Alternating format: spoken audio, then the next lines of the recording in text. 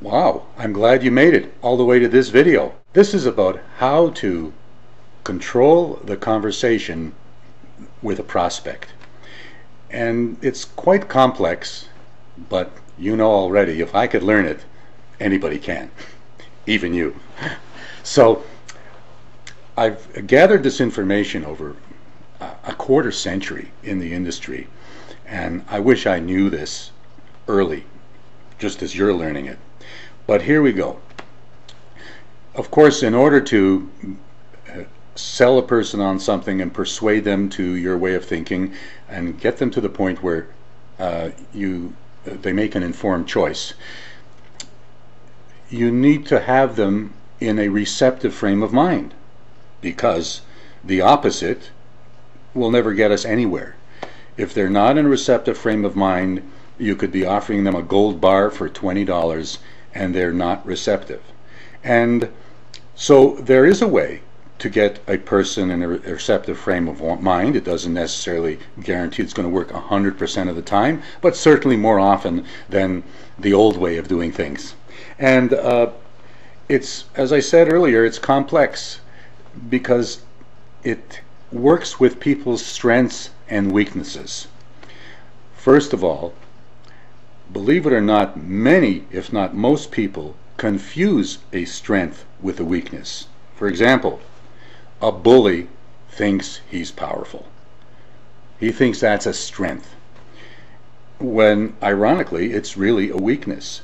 A bully has the arrogance of power and has a need to control other people. Well, anybody with that need, allowing them to guide their lives, it's a weakness.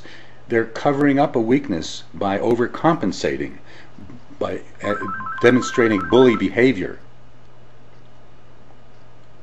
It happens with a conversation as well, where people who have a need to control the conversation are never going to let you speak, and they won't be receptive if you interrupt them, of course.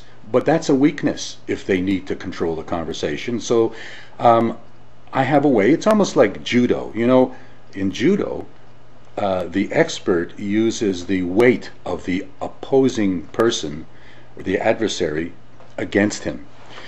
And so in these kinds of presentations or conversations with a person, I have a rule of thumb. Never answer an unasked question. If you can control yourself in that regard and not answer an unasked question, therefore you avoid A, becoming a talking head, and B, making the person feel that you're bulldozing over them, that you're dying to get some information to them, and they'll even become they'll play even hard to get. It's a little game with weak people.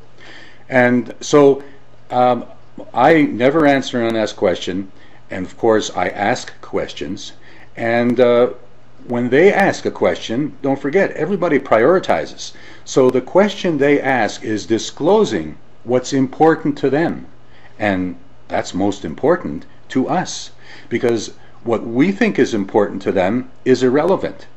What's relevant is what is important to them, and if we'll just shut up long enough, they will tell us exactly what's important to them by asking questions. And most of the time they're questions you don't even expect.